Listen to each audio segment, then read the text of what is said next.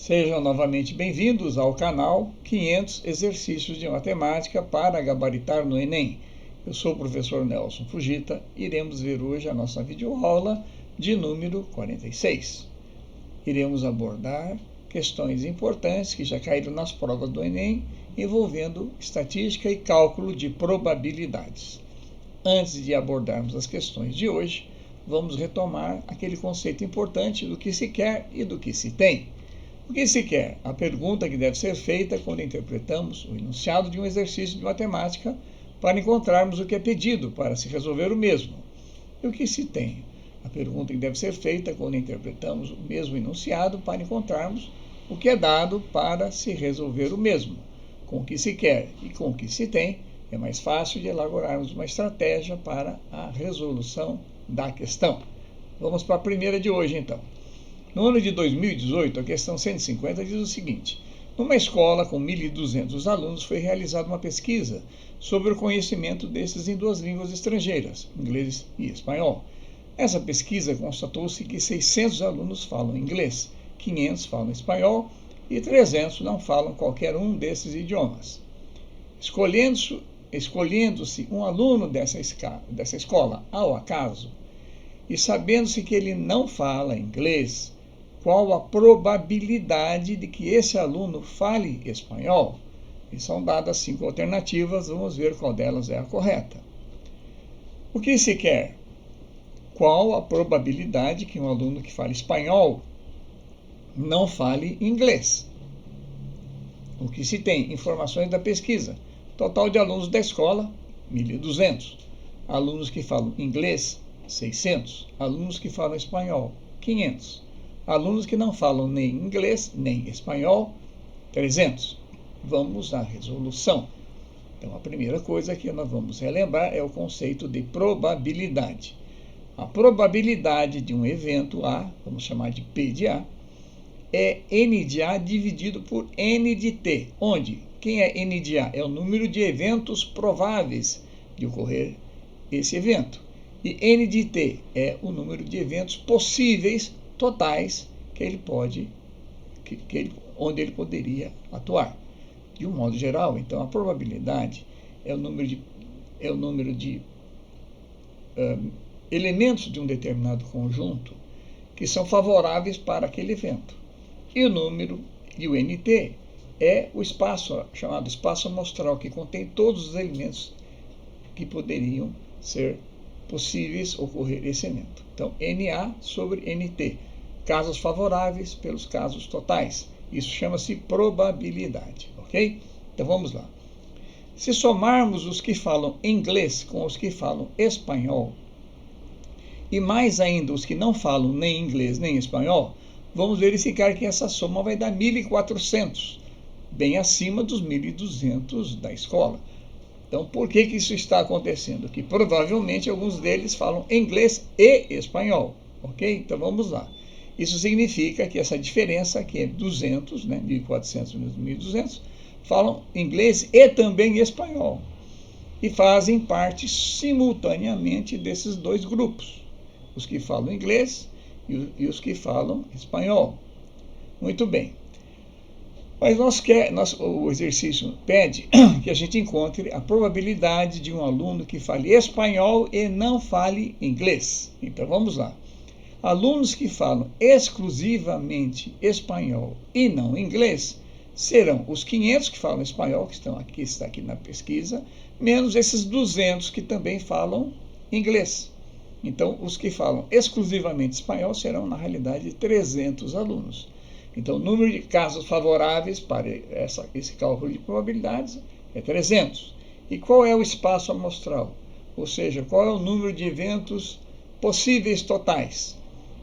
Eu vou pegar, então, o total de alunos e vou restringir aqueles, tá certo, que falam inglês, porque o aluno que fala inglês não fale inglês, que fala espanhol, mas não fala. Então, o espaço amostral seria formado pelos 1.200 da escola, menos aqueles 600 que falam inglês. Então, daria também 600. Portanto, a probabilidade de um aluno que fala espanhol não falar inglês é o número total de eventos de espanhol dividido pelo número total de alunos que não falam inglês. Então, espanhol sobre inglês, 300 sobre 600, que dá 1 sobre 2. E a resposta correta é a resposta A. 1/2 é essa probabilidade. 1/2 ou 50%. Vamos para a próxima. No ano de 2013, a questão 168 diz o seguinte: uma fábrica de parafusos possui duas máquinas, máquina 1 e máquina 2, em algarismo romano, para a produção de certo tipo de parafuso. Em setembro, a máquina 1 produziu 54 centésimos do total de parafusos produzidos pela fábrica. Dos parafusos produzidos por essa máquina, 25 milésimos eram defeituosos. Por sua vez, 38 milésimos dos parafusos produzidos no mesmo mês pela máquina 2 romano eram defeituosos. O desempenho conjunto das duas máquinas é classificado conforme o quadro, em que P indica a probabilidade de um parafuso escolhido ao acaso ser defeituoso. Então, nós temos aqui uma tabela do desempenho conjunto das duas máquinas. Então, quando esses defeitos, quando essa probabilidade de P de defeitos for maior que 0 e menor que 2%, 2 sobre 100, esse desempenho é excelente. E na última posição, quando essa probabilidade é maior que 8% e é menor que 1, é considerado péssimo. O desempenho conjunto dessas máquinas em setembro pode ser classificado como? Então, nós iremos calcular essa probabilidade e devemos verificar nesse quadro apresentado aonde esse resultado se encontra. Vamos à resolução. O que se quer? Qual a classificação do desempenho conjunto de duas máquinas de parafusos em setembro? O que se tem? A máquina 1 produziu 54 centésimos do total de parafusos da fábrica. Desses, 25 milésimos eram defeituosos. A máquina 2, responsável pelo restante da produção, produziu 38 milésimos de parafusos defeituosos. A tabela de classificação de desempenho conjunto dessas duas máquinas está sendo dada começando com excelente e indo até péssimo. Vamos à resolução. A probabilidade da ocorrência de um determinado evento, P de A, probabilidade de A, é dada pela razão, pela divisão, entre o número de eventos favoráveis pelo número de eventos possíveis. Então, nós dizemos que a probabilidade de ocorrer A é igual ao número de eventos favoráveis para que isso aconteça, dividido pelo número de eventos possíveis, totais. Vamos lá, então. Vamos achar as possibilidades de cada máquina. A primeira máquina, P1, produz 54% ou 54 sobre 100 dos parafusos total da fábrica. Os parafusos da fábrica, 54% são produzidos pela máquina 1 e o restante, 46%, pela máquina 2. Essa máquina 1, que é responsável por 54 sobre 100, ou 54%, produz 25 milésimos de parafusos defeituosos. Então, se eu multiplicar a porcentagem de parafusos que essa máquina produz, do total da fábrica, vezes os parafusos defeituosos, eu vou obter a quantidade de parafusos defeituosos produzidos por essa máquina. Ou seja, se eu multiplicar 54 centésimos por 25 milésimos, eu vou encontrar 1.350 divididos por 100 mil, ou simplificando, 1,35 por 100. Ou seja, a máquina 1 produz 1,35% de parafusos defeituosos. Vamos repetir esse mesmo raciocínio para a máquina 2. A máquina 2 é responsável pelo restante, ou seja, 46%, ou 46 sobre 100. E o número de parafusos defeituosos que ela produziu foi 38 milésimos. Então, 46% vezes 38 sobre 1.000 vai dar 1.740 sobre 100 mil, ou 1,74 sobre 100, que equivale a 1,74%. Então, a máquina 1 produziu 1,35% de parafusos defeituosos e a 2, 1,74%. O que o exercício pede? O desempenho conjunto. Então, vamos lá. Como são mutuamente excludentes, as probabilidades totais serão a soma de cada uma destas probabilidades. O que significa ser mutuamente excludente? Significa que uma máquina independe da outra.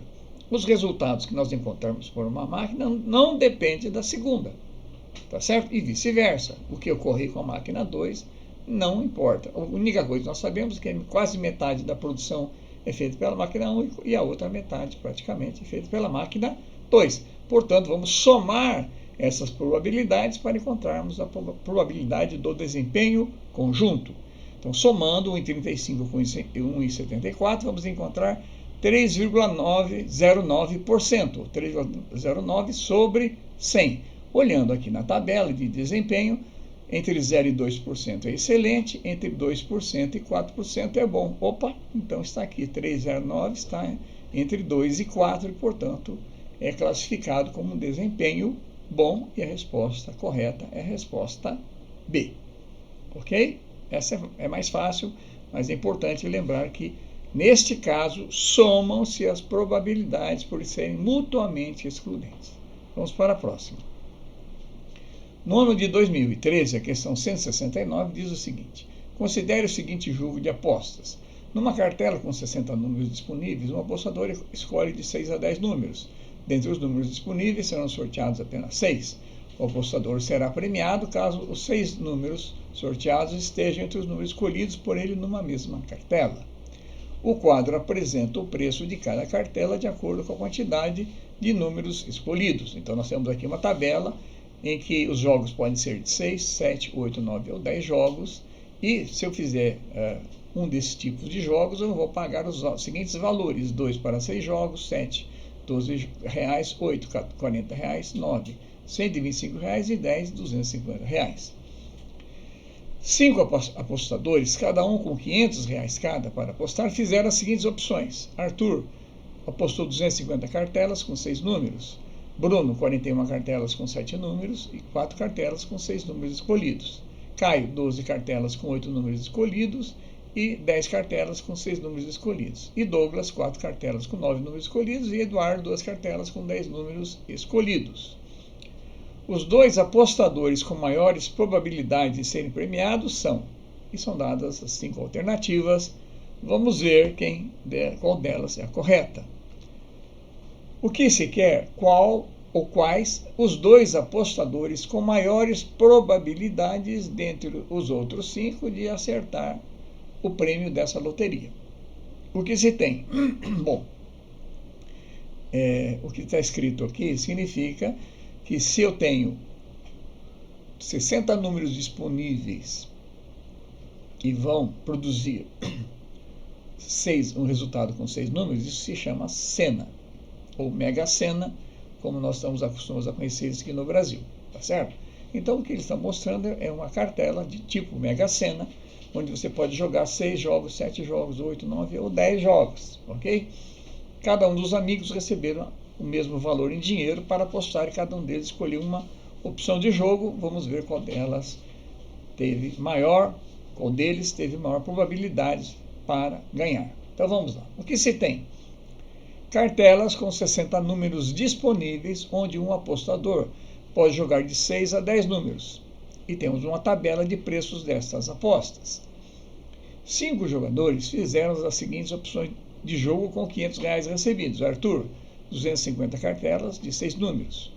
Bruno, 41 cartelas com 7 números e mais 4 jogos simples de 6 números. Caio fez 12 apostas com 8 números e 10 jogos de 6 números simples.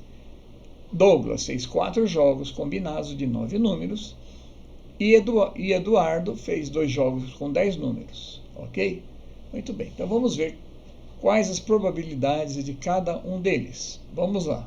Resolução. Cálculo de quantas combinações são possíveis com esses jogos. Arthur, ele fez a seguinte operação. Apostou 250 cartelas a R$2, gastando, portanto, seus R$500, combinando cartelas simples, né, de 6 jogos, ou seja, combinações de 6 a 6. É a possibilidade que nós temos, tá certo? Ele escolheu 6 números, tá certo? 6 números são combinações de 6 a 6. Ó, combinações de 6 a 6 é uma só, correto? E por isso dá a aposta mínima, porque só estou jogando uma única possibilidade, né? Quando eu combino 6 a 6, é fatorial de 6, dividido por 6, menos 6 fatorial, que é 0 fatorial, que é 1, e dividido por 1 fatorial. Tá? Então, na realidade, combinações de 6 a 6 dá 1, vezes 250, temos 250 possibilidades para Arthur. Já Bruno optou por 41 cartelas, escolhendo 7 números, e comprou mais 4 cartelas simples. Então vamos lá, 41 vezes combinações de 7, 6 a 6. Quando eu escolho 7 números na minha cartela, e esses 7 números vão produzir várias combinações de 6, vamos ver quantas combinações seriam possíveis. Ora, a combinação de 7, 6 a 6 é 7 fatorial, dividido por 6 fatorial, dividido por 7 menos 6, n menos p, que dá 1. 7 fatorial dividido por 6 fatorial. 7 fatorial é a mesma coisa que 7 vezes 6 fatorial, etc., dividido por 6 fatorial, etc. Que 6 fatorial com 6 fatorial simplifica, dá exatamente 7. Então, apostar numa cartela, colocar 7 números é o equivalente a 7 vezes 6 cartelas simples. Muito bem, então nós teremos, portanto, 41 vezes 7 jogos, que vai dar 287, com mais 4 vai dar 291 possibilidades. Opa, já melhorou. Arthur tinha apenas 250, Bruno já tem 291 possibilidades de acerto. Vamos para Caio. Caio fez 12 cartelas com 8 números, né, e 10 simples. Bom, então 10 simples é 10, vamos ver as de 8 números. Combinações de 8, 6 a 6, é 8 fatorial, dividido por 6 fatorial, por n menos p, 8 menos 6, que é 2 fatorial. Então, 8 dividido por 6 fatorial é 8 vezes 7, vezes 6 fatorial, que simplifica. Então, 8 vezes 7, 56, dividido por 2, 28. Então, vai ficar 12 vezes 28, mais 10, o que vai dar 346 possibilidades. Opa, por enquanto, foi a maior delas até agora. Douglas escolheu apenas 4 cartelas de R$125 aqui, ó. Ou seja, 9, 6 a 6, 9 jogos com 6 cartelas, 9 números com 6 cartelas. Então vamos ver quantos jogos isso vai corresponder. 9 fatorial dividido por 6 fatorial por 3 fatorial, certo? N é 9, P é 6 e N menos P é 3. Então vai ficar 9 vezes 8 vezes 7, o 6 fatorial com 6 fatorial simplifica. Então vai dar, e 3 fatorial embaixo vai dar 6, 3 vezes 2 vezes 1.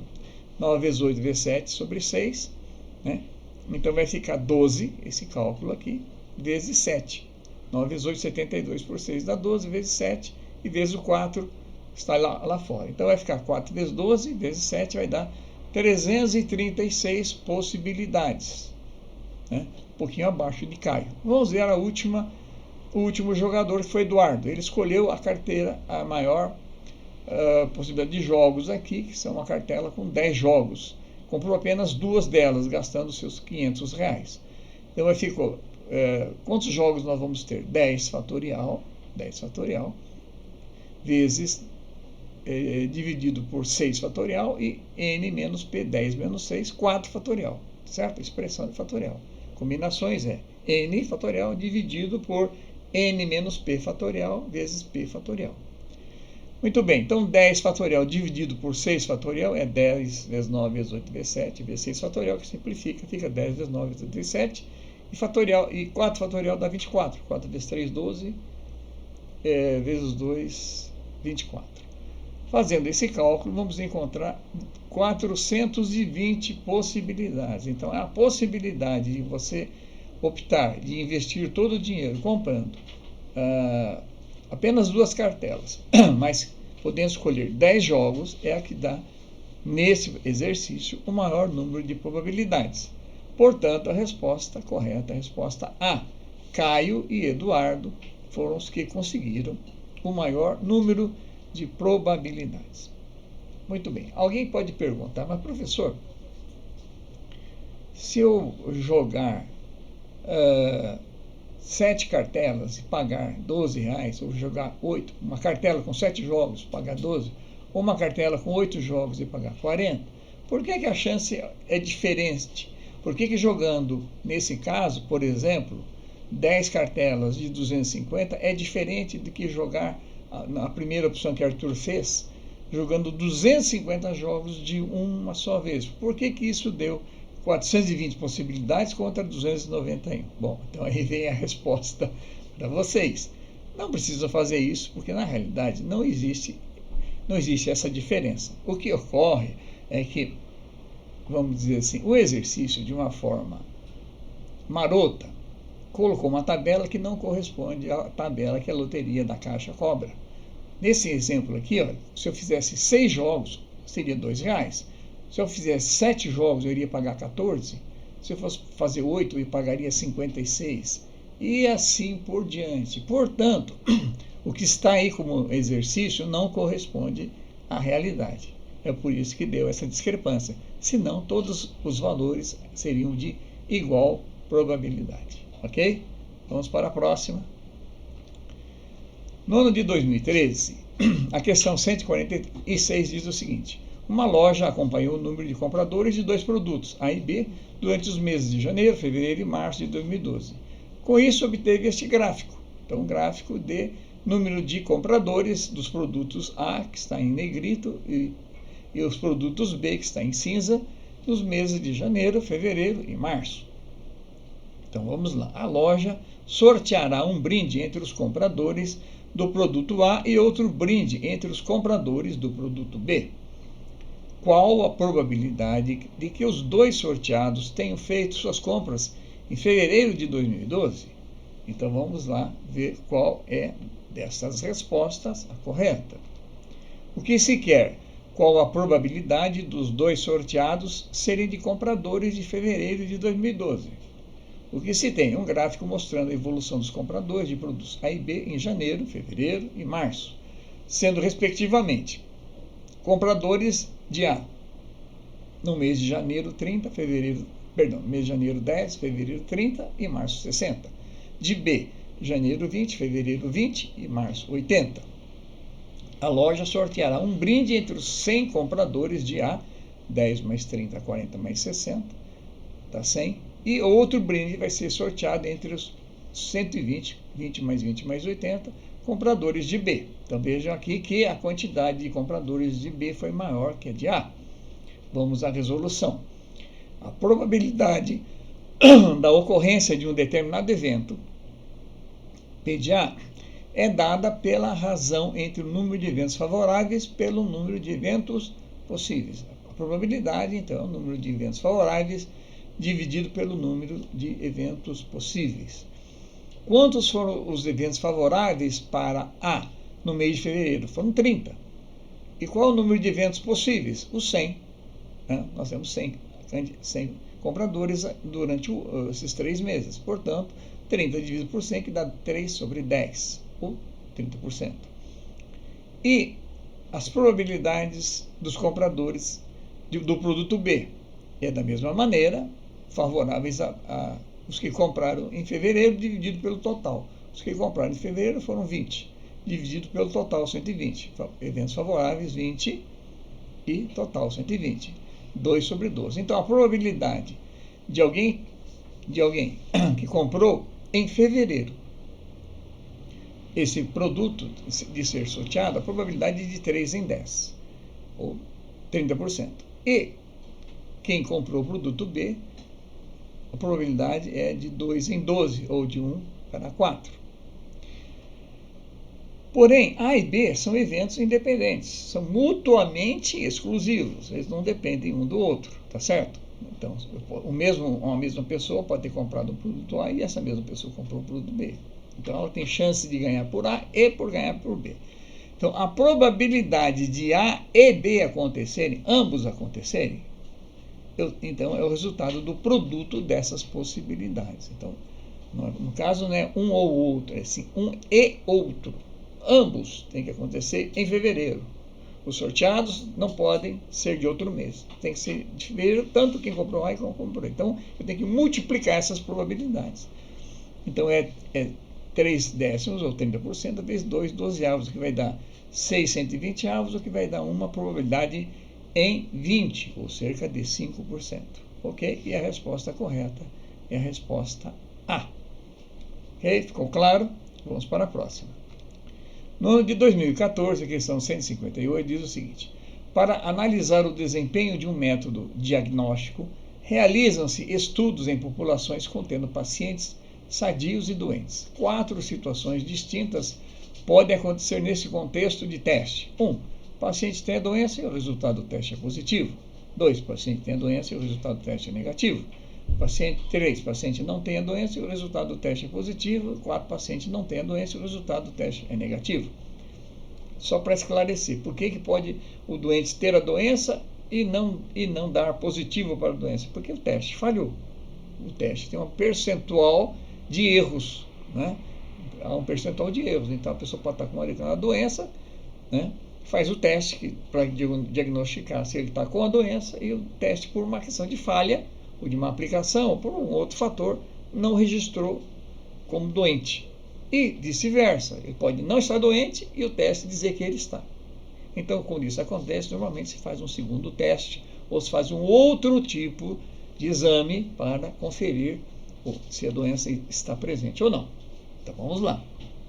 Um índice de desempenho para avaliação de um teste diagnóstico é a sensibilidade, definida como a probabilidade do resultado de teste ser positivo, se o paciente estiver com a doença. Vou repetir. O desempenho é um teste diagnóstico chamado de sensibilidade. O que é sensibilidade? Definido como a probabilidade do resultado do teste ser positivo, se o paciente estiver positivamente com a doença. Claro, positivo com o paciente, positivo para a doença. Muito bem. O quadro refere-se a um teste diagnóstico para a doença A, aplicado em uma amostra composta por 200 indivíduos. Então, o universo da amostra inicialmente, o espaço amostral é de 200. Mas vamos ver o que diz essa tabela aqui. Resultado do teste. O teste deu positivo para 95 que tinham a doença A e deu 15% ausente. E deu negativo para 5 que estavam com a doença A e 85 ausentes para quem estava negativo. Bom, vamos continuar o enunciado. Conforme o quadro do teste proposto, a sensibilidade dele é D. São dadas 5 alternativas, vamos ver qual delas é a correta. O que se quer? Qual a sensibilidade do teste diagnóstico? O que se tem? Alternativas possíveis de resultados em pacientes testados positivo e negativo. Então vamos ver o que nós podemos extrair da tabela. O resultado positivo, ou seja, que está presente da doença, é em 95 casos para uma amostra de 200 indivíduos. O resultado negativo, ou seja, ausente, certo? Da doença em 85 casos para uma amostra de 200 indivíduos. Então, vejam, a primeira coisa que nós temos que fazer é entender, interpretar essa tabela. Nessa tabela aqui, o teste deu positivo para 95. O que seja, 95 estavam com a doença. E deu negativo para 5 dos que estavam doentes. Doentes são assim, os que 95 presente e 5 negativo. E ausente em 85, os que não tinham essa doença, deu negativo, porém, esse que não tinha essa doença apareceu como 15. Ok? Então, por que isso aconteceu? Por falha do teste ou por causa da probabilidade do teste falhar em alguns casos. Então, vamos à resolução. Agora preste atenção aqui nessa resolução, que quem não seguiu exatamente o que o exercício pede vai cometer um erro grave. Vamos lá. Pelo conceito de sensibilidade, a probabilidade PDA deverá ser considerada como a razão entre os casos favoráveis, que seriam resultados positivos encontrados. Sensibilidade é a probabilidade de ser positivo. Então, vamos lá. Probabilidade de ser positivo. Então, razão entre os casos favoráveis. Resultados positivos. Quantos são os resultados positivos? 95. dividido pelo número total de casos possíveis, ou total possíveis, do que resultados positivos. Quantos resultados positivos poderiam ocorrer? 100 e não 200, como a maioria foi induzida a calcular. Temos 200 indivíduos, 95 dividido por 200 seria a probabilidade. Não. A sensibilidade foi definida aqui, ó, a probabilidade de ser positivo para quem já tem a doença. Positivo para quem já está positivado. Ok? Ainda que 5 deles deu um resultado negativo, mas os que estavam a doença com diagnóstico presente, os que estavam de fato contaminados eram 100, e 100 não estavam contaminados. Então a probabilidade é de 95 sobre 100 para definir a sensibilidade. Ok?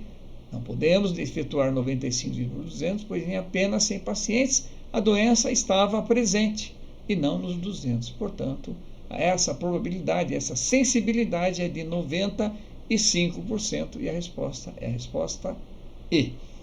Vejam, portanto, mais uma vez, o conceito de interpretação de textos, ou seja, conhecimento da língua portuguesa, nesse caso foi mais importante que o conhecimento do cálculo matemático, que foi bastante simples. Muita gente errou essa questão por interpretar de forma errônea, por não entender que o conceito se referia apenas para os que estavam com a doença e não para os 200 da amostra. Ok? Vamos para a próxima. Também nesse mesmo ano de 2014, a questão 164 diz o seguinte: o psicólogo de uma empresa aplica um teste para analisar a aptidão de um candidato a determinado cargo. O teste consiste em uma série de perguntas cujas respostas devem ser verdadeiro ou falso, e termina quando o psicólogo fizer a 10ª pergunta, ou quando o candidato der a segunda resposta errada. Então vamos repetir. São 10 perguntas que o psicólogo vai fazer para o candidato entrevistado. Essas 10 perguntas só tem uma resposta, ou falso ou verdadeiro. Tá? Em princípio, seria 50% de chance de se acertar, porque só temos 2 possibilidades. Tá? Então, teoricamente, seria isso. Porém, mesmo que o candidato chute, às vezes pode ocorrer dele errar logo em seguida as 2 primeiras e ser eliminado. Mas no caso, esse candidato, ele fez esse teste de aptidão e ocorreu com uma probabilidade de errar a resposta igual a 0,20. Por quê? Essa é uma probabilidade não absoluta, tá certo? É uma probabilidade fruto de uma observação, fruto de uma constatação, porque o universo seria restrito. Se ele tivesse feito 1000 perguntas para 1000 candidatos, possivelmente encontraríamos 50 por 50, certo? Para verdadeiro ou falso. Mas apenas 10 perguntas que ele escolheu de forma aleatória, e para um único candidato, é possível que a gente tenha distorções em relação a essa média ideal, que seria de 50%. Então, com base nos testes anteriores, o psicólogo sabe que a probabilidade do candidato errar uma resposta é de 20%, ou de 0,20. Então vem a pergunta: a probabilidade do teste terminar na 5ª pergunta e são dadas 5 possibilidades. Vamos ver qual delas é a correta. Olha, essa é uma questão de interpretação fácil de resolver, mas de interpretação difícil. Vamos para a resolução. O que se quer? A probabilidade do teste terminar na 5ª pergunta. O que se tem? Teste com 10 perguntas do tipo verdadeiro ou falso. Esse teste termina na última pergunta ou quando o candidato errar pela segunda vez, quando o candidato erra pela segunda vez. Um candidato consegue terminar na 5ª pergunta. A probabilidade de erro nesse teste é 20%. Então, a pergunta é: qual a probabilidade desse teste terminar exatamente na 5ª pergunta? Vamos à resolução. A probabilidade aleatória de acertar uma questão é 0,8. Então, é o que eu havia explicado. A probabilidade clássica, a probabilidade matemática, se eu fizesse numa amostra muito grande, 1000 candidatos, 1000 perguntas, vamos dizer assim, tipo verdadeiro ou falso, a probabilidade seria 50%, 0,5, com certeza. Mas nesse caso, talvez pela facilidade das perguntas e pelo nível de conhecimento das perguntas, a possibilidade de acertar era maior, 80%. Isso foi constatado pelo psicólogo quando fez outros testes iguais a esse. Isso é chamado de probabilidade aleatória, não probabilidade exata. Ficou claro?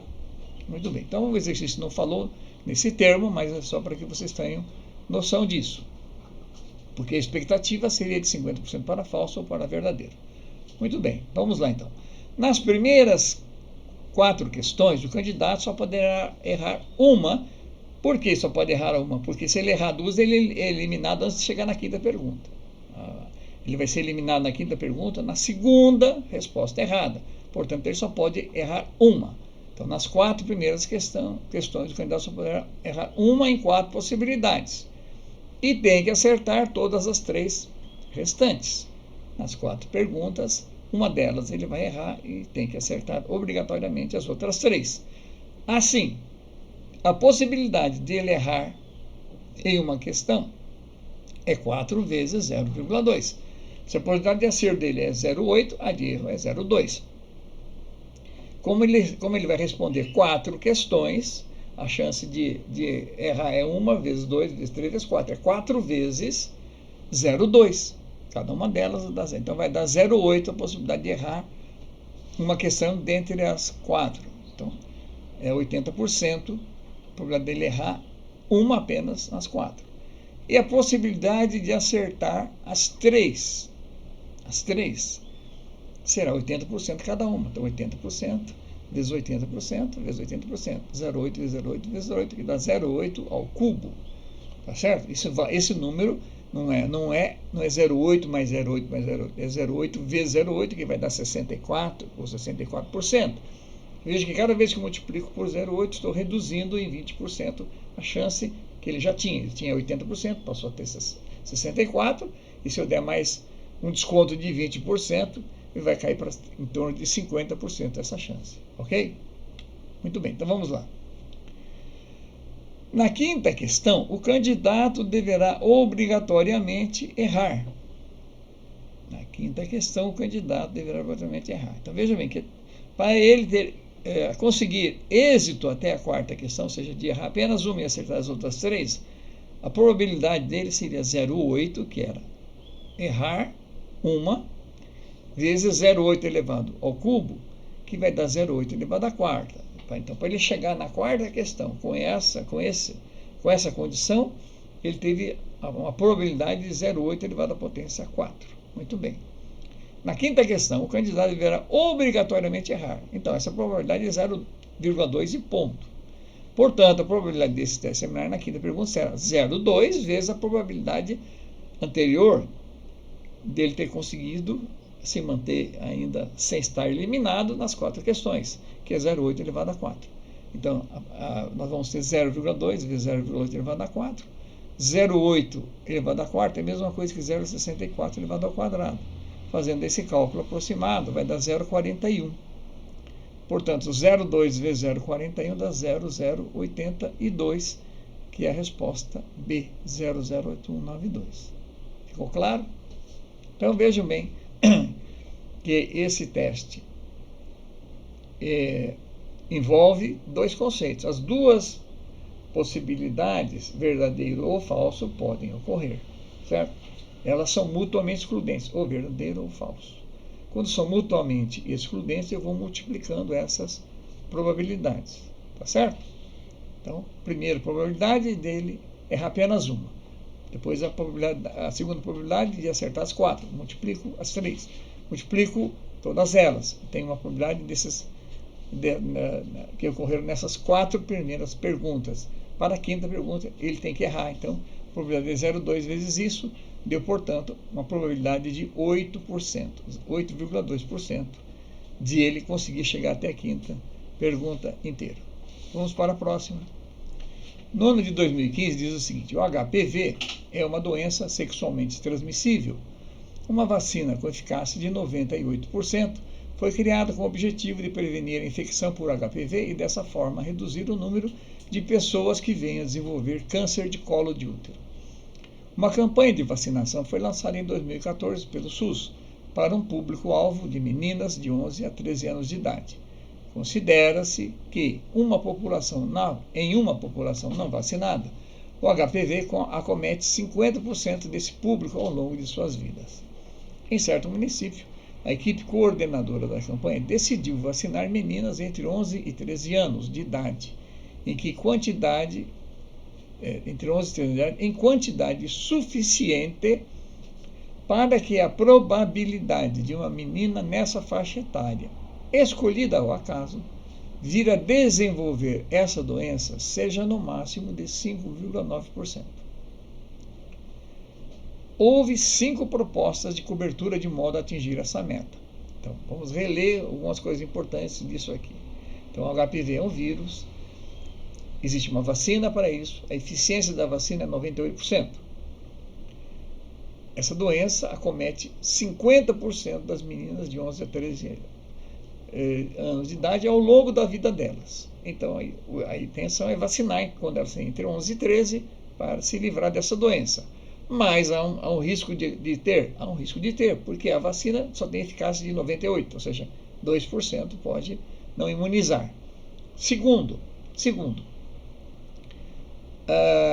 a campanha pretende atingir uma eficiência, mas não para 100% do público-alvo envolvido, mas apenas de 94%, ou seja, 5,9% poderão contrair a doença.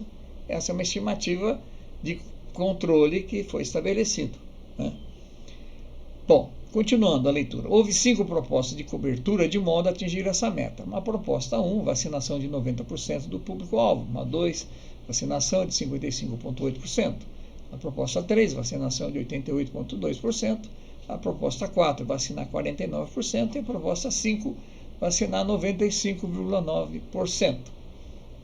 Para diminuir os custos, a proposta escolhida deveria ser também aquela que vacinasse a menor quantidade possível de pessoas. E a proposta implementada foi a de número, então são dadas as 5 propostas, vamos ver qual delas está correta. O que se quer? Qual proposta de cobertura vacinal visando vacinar a menor porcentagem do público-alvo? O que se tem? Uma vacina com eficácia de 98% para prevenir o HPV. A doença acomete 50% do público-alvo, meninas de 11 a 13 anos. Depois da vacinação, a probabilidade admissível para desenvolver a doença deverá ser menor ou igual a 5,9%. Então vamos à resolução. A forma mais simples de resolver essa questão, no meu ver, é analisar uma por uma essas propostas e verificar qual delas atinge essa probabilidade admissível. A proposta 1 prevê vacinar 90% do público-alvo com eficácia de 98%. Vamos ao conceito de probabilidade. Relembrando, a probabilidade da ocorrência de um determinado evento é dada pela razão entre o número de eventos favoráveis pelo número de eventos possíveis, ou totais. Qual, então, é o número de eventos favoráveis? Se a vacina vai atingir 90% do público-alvo, então ela vai ser 0,9 vezes 98%, que é 0,98, 98 sobre 100, dividido por 100, que é o espaço amostral de qual nós estamos falando. 90%, 0,9 vezes 0,98 sobre 100. O que vai dar, portanto, 0,882, tá certo? 0,882. 0,882, quer dizer, quando eu fiz esse cálculo aqui, é como se tivesse trabalhado com 90 vezes 98 sobre 100, tá? Se eu fizer 0,9 vezes 0,98, já dá 0,882 direto, tá claro? Então, essa forma como está apresentado corretamente devia ser 90 vezes 98, para ficar tudo em porcentagem. Daria em porcentagem 0,882. O que é 0,882? Significa 88,2%. Então, existem 88,2% de probabilidades de eventos favoráveis. E, opostamente, se eu extrair esse número de 1, vou encontrar 0,118 ou 11,8% de probabilidade de desenvolver a doença.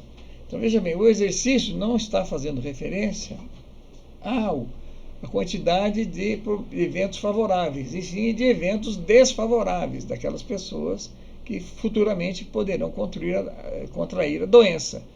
5,9% é o limite dado para isso acontecer. Então vamos lá. Então, se tem 88% de probabilidade de eventos favoráveis, vai ter 11,8% de desenvolver a doença. Como a doença atinge no máximo 50% desse público-alvo, então a probabilidade admitida vai ser menor ou igual a quem? 0,5, que é 50%, vezes 11,8, ou vai dar exatamente 5,9%. Portanto, a proposta 1, de cara, atinge exatamente o que o exercício pede, a resposta é ok. Bom, então vamos olhar as demais. Olha, todas as demais aqui, ó, em seguida, 55, 88 e 49, essas aqui já são excluídas porque a de 90 atingiu exatamente o objetivo. E a proposta 5 já fala em 95,9%, ou seja, nesse caso também atende? Também atende. Só que o exercício pede, para diminuir os custos, deverá ser também aquela que vacinasse a menor quantidade possível. Então, no caso, entre a proposta 1 e a proposta 5, vamos ficar com a 1, essa que nós acabamos de achar, porque atende ao requisito de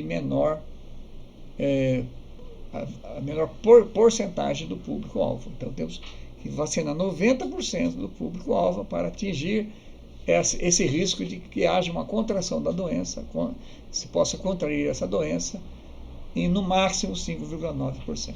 Resposta A. Ok? Vamos para a próxima. No ano de 2016, a questão 157 diz o seguinte: um adolescente vai a um parque de diversões, tendo prioritariamente o desejo de ir a um brinquedo que se encontra na área 4, dentre as áreas 1, 2, 3 e 4 e 5 existentes. O esquema ilustra o mapa do parque, com a localização da entrada das 5 áreas, com os brinquedos disponíveis e dos possíveis caminhos para se chegar a cada área. O adolescente não tem conhecimento do mapa do parque e decide ir caminhando da entrada até chegar à área 4. Então veja bem, o adolescente sabe que tem que ir até a área 4, onde está o brinquedo que ele está procurando utilizar. Existem vários outros em diferentes áreas. Ele não conhece o mapa do parque, apenas ele vai caminhando e vai, quando chegar numa bifurcação ou num cruzamento, ele vai tomar uma decisão, e aí está o cálculo das probabilidades. Então vamos lá. Suponha que relativamente a cada ramificação, as opções existentes de percurso pelos caminhos apresentem iguais probabilidades de escolha, que a caminhada foi feita escolhendo ao acaso os caminhos existentes, e que, ao tomar um caminho que chegue a uma área distinta da 4, o adolescente necessariamente passa por ela ou retorna. Nessas condições, a probabilidade de ele chegar à área 4 sem passar por outras áreas e sem retornar é igual a, e são dadas 5 opções, vamos ver qual delas é a correta. O que se quer? A probabilidade do adolescente chegar à área 4 sem passar por outras áreas. O que se tem? Trajetos com 50%, ou 1/2, de probabilidade na escolha de trajeto, em bifurcações. E 1/3 de probabilidade, ou seja, 33%, na escolha de trajetos em cruzamentos. Existe ainda uma aleatoriedade de trajetos porque o adolescente desconhece o mapa do parque. Então vamos à resolução. Bom, antes de mais nada, eu vou tentar explicar aqui, se alguém não entendeu, o que é bifurcação e o que é cruzamento. Veja bem, se o adolescente fosse por aqui, ó, da entrada, seguindo aqui, nesse sentido anti-horário, aqui ele vai encontrar uma bifurcação, né? Uma bifurcação, ou vai para a direita na área 3, ou segue em frente. Bifurcação, tem duas chances, 50% de chance, meio para cá e meio para cá, 50 para cá e 50 para cá. Aí chegou esse ponto que é um cruzamento. Nesse cruzamento ele pode ir à esquerda, em frente ou à direita. Então ele tem 1/3 de possibilidade para cá, 1/3 para lá e 1/3 para cá. Ficou claro? Então 1/3 quando ele encontra um cruzamento e metade, 50%, quando ele tem um cruzamento. Então vamos lá. Resolução. O adolescente dispõe de uma probabilidade inicial de 50% para iniciar o trajeto, seja no sentido horário ou no sentido anti-horário. Então, ao tomar essa decisão, já existe 50%. Muito bem. Então, a primeira, P1, é metade. A primeira probabilidade é metade, já foi aí. No sentido anti-horário, vamos considerar primeiramente o anti-horário, né? Esse anti-horário é no sentido contrário dos ponteiros do relógio, anti-horário. Então, se ele caminhar no sentido anti-horário, ele vai chegar aqui, ó, nessa bifurcação que leva à área 2. Ao passar pela bifurcação de acesso à área 2, terá probabilidade meio, porque cada vez que ele passa numa bifurcação, ele tem metade dessa probabilidade. Então, a probabilidade P2 é meio. Então, ele já tinha uma probabilidade meio de ir para um dos sentidos. E agora tem uma probabilidade de 50% para não entrar em 2 e seguir em frente. Bom, ele segue em frente, aí ele chega aqui nessa outra bifurcação que leva a 3 ou a 4. Então vamos lá. Decide esta etapa haverá nova bifurcação para desviar da área 3, com probabilidade P3 de metade, para depois chegar ao destino em 4. Adotando o sentido anti-horário, portanto, as probabilidades P1 serão P1 vezes P2 vezes P3, meio vezes meio vezes meio, que dá 1/8. Então o primeiro meio é por ter adotado o sentido anti-horário. O segundo meio é por ele ter não escolhido ir para a área 2. E o terceiro meio para ele não ter escolhido ir para a área 3 e finalmente chegar em área 4. Então, foram 1/8 de probabilidades aqui para esse percurso se fosse pelo sentido anti-horário. Se adotarmos o sentido horário, teremos P1' igual a meio. Ou seja, P1', quando ele vai pelo sentido horário, ele encontra aqui a bifurcação que pode levá-lo a 3 ou ir em frente, para evitar a área 3. E, finalmente, P3', que vai ser agora um cruzamento, né, como havíamos comentado. Ele tem agora uma probabilidade de 1/3 de não entrar nem na área 1 ou na área 5 e ir direto para a área 4. Então, será 1/3 essa probabilidade. Portanto, a probabilidade resultante para ir pelo sentido agora horário será metade pela escolha do sentido horário e não anti-horário, mas metade por desviar dessa bifurcação e de 1/3 para desviar desse cruzamento e acertar indo para a área 4. Portanto, meio vezes 1/3 dá 1/12. A primeira probabilidade dele foi de 1/8, a segunda de 1/12. Como esses eventos são mutuamente excludentes, ou seja, se ele for pelo sentido horário, é totalmente diferente dele ir pelo sentido anti-horário, são mutuamente excludentes, a probabilidade total desses eventos é a soma das probabilidades. A probabilidade da união das probabilidades em 1 e 2 é a soma P1 mais P2. Seria 1/8 mais 1/12, o que vai dar 5/24. O mínimo aqui é 24, 24 por 8 dá 3, vezes 1, 3, mais 24 por 1 dá 2, 2 mais 3, 5, 5 com 24, e a resposta correta é a resposta C. Uma questão um pouquinho trabalhosa, mas muito interessante. É possível que questões desse tipo, que envolvam eventos mutuamente excludentes, sejam cobradas em questões do Enem. Vamos para a próxima. No ano de 2017, a questão 171 diz o seguinte: numa avenida existem 10 semáforos.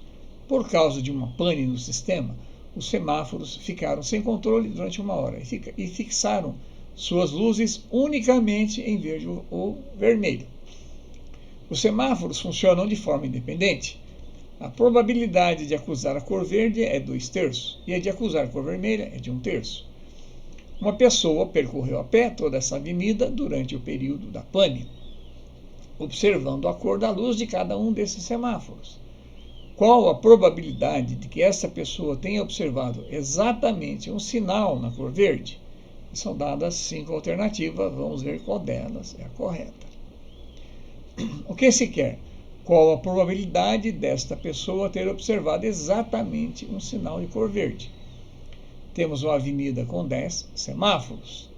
Uma pane provocou alteração na frequência de cores nas luzes dos semáforos. Se os semáforos estivessem funcionando normalmente, tá certo? Se eles só tivessem cor verde e vermelho, seria metade e metade. Se eles tivessem verde, vermelho e amarelo, possivelmente a frequência seria diferente. Teria que aparecer o amarelo. Mas a pane só produziu duas possibilidades, ou verde ou vermelho. E mais ainda, o verde levava 2/3 de vezes, tinha uma probabilidade maior de ocorrer, e o vermelho menor, tá certo? Ou seja, era mais fácil a pessoa percorrer os semáforos e encontrar aberto esse semáforo do que encontrá-los fechados, ok? Sendo verde, VD verde e VM vermelho, né? Então, a probabilidade de verde 2/3, de vermelho 1/3. Os semáforos funcionam independentes um do outro, tá certo? As probabilidades são mutuamente, os eventos são mutuamente excludentes. Não estamos falando aí de uma linha verde, por exemplo, que há uma coordenação de forma que a pessoa vai andando e vai pegando sempre o sinal verde. Então não é assim. Elas funcionam independentes, cada um desses semáforos são eventos mutuamente excludentes. Por que mutuamente? Porque também são só apenas dois, né? Ou verde ou vermelho, ou verde ou vermelho, ou certo ou incerto, ou cara ou coroa, ou falso ou verdadeiro, ok? Bom, então vamos lá.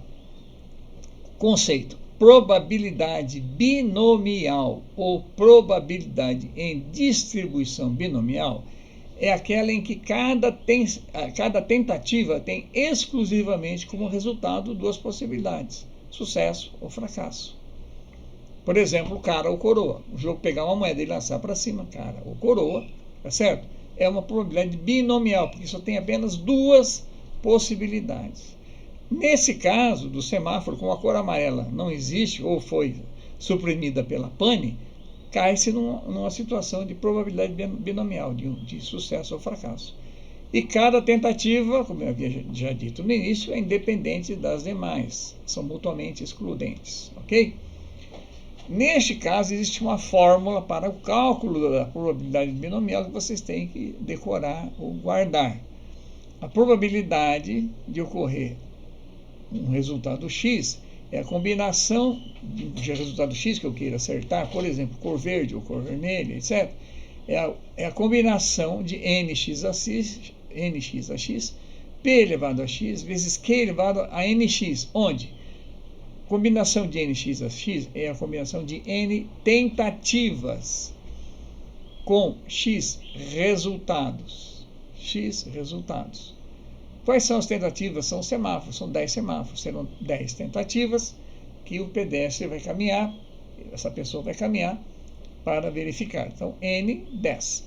X resultado, X tem que ser 1. Por quê? Só quer que seja vermelho, é sucesso ou fracasso.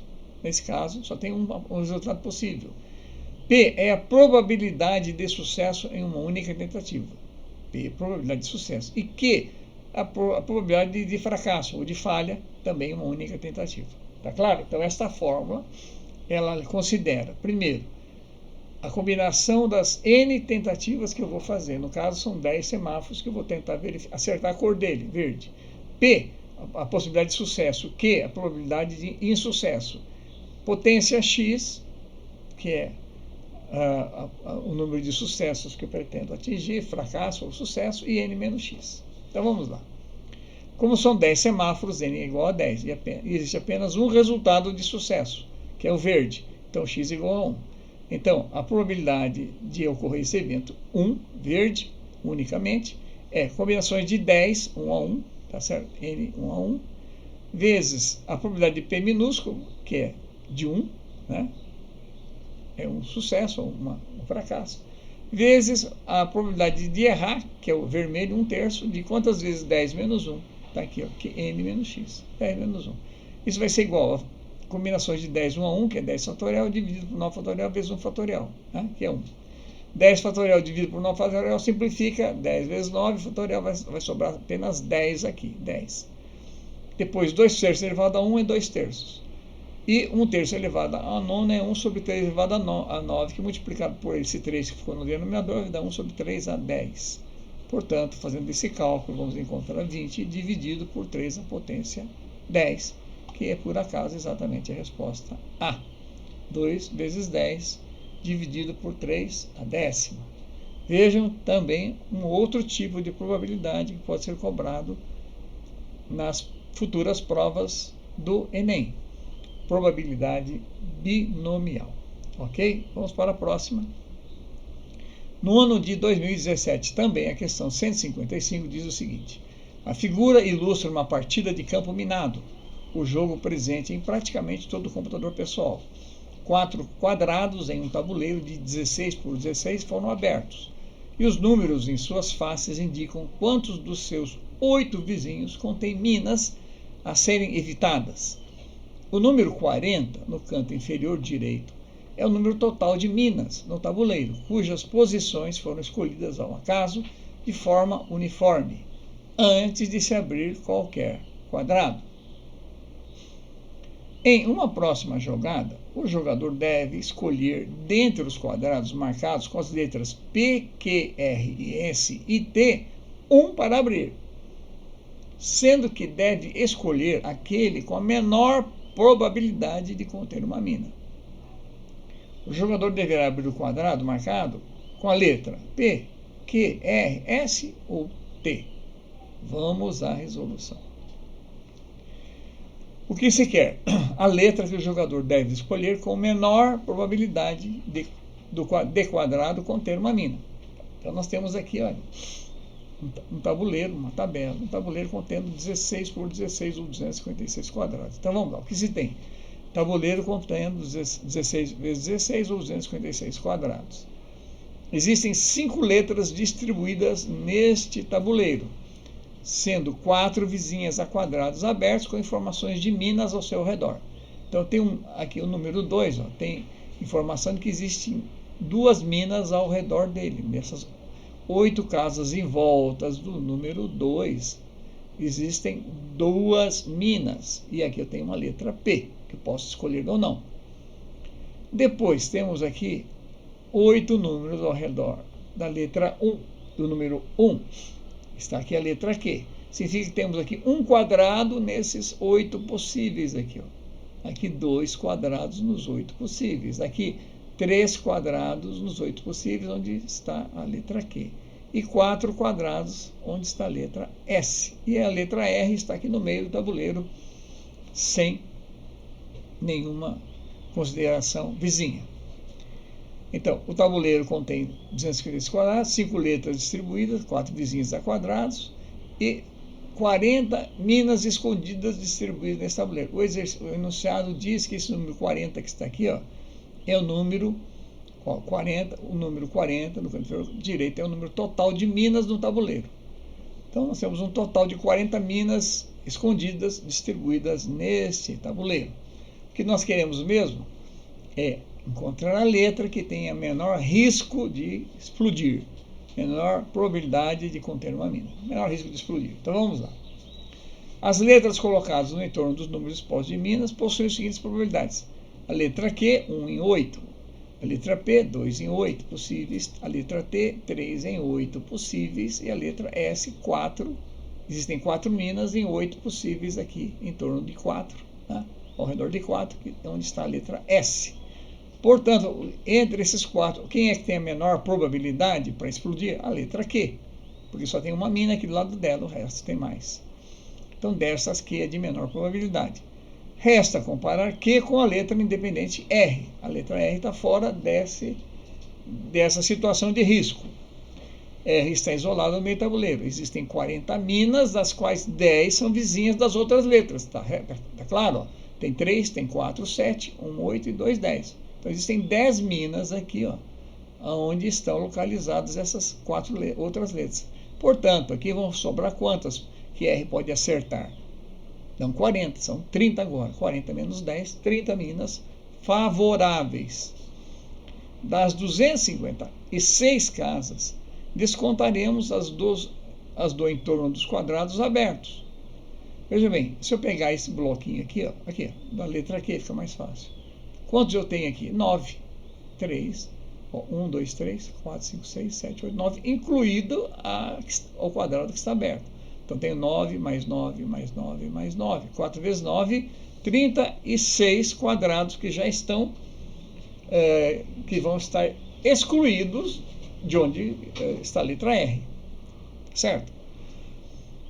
Então, para as outras 10 minas. Vão restar, portanto, 256 menos 36, ou 220 casas possíveis. Favoráveis, 30. Possíveis, 220. O que é a probabilidade? É o número de casos favoráveis dividido pelo casos possíveis. 30 dividido por 220, que dá 3 sobre 22. Então, a probabilidade de R explodir é de 3 em 22. A de Q explodir é de 1 em 8, ou de 3 em 24. Quem é maior probabilidade? 3 em 24 ou 3 em 22? 3 em 22 é pouquinha coisa, maior, mas é maior que a probabilidade de explodir 3 em 24 ou 1 em 8. Então, portanto, Q tem a menor probabilidade de explodir, e, portanto, a resposta correta é a resposta B. Ok? Com isso, nós encerramos, então, mais 10 questões envolvendo cálculo de probabilidades, que é sempre uma questão que acaba caindo 2 ou até 3, tá, nas provas do Enem. Espero que todos tenham entendido o conceito do que é probabilidade absoluta, clássica, o que é probabilidade aleatória e o que é probabilidade binomial, e entender o quando se aplica as questões de sucesso ou fracasso, ou seja, questões em que os eventos também sejam mutuamente excludentes, ok? Agradeço a participação de todos. Para os que não estão inscritos, solicito a gentileza de fazer a sua inscrição, porque terão benefícios antes do final do nosso curso. Agradeço novamente e até a próxima.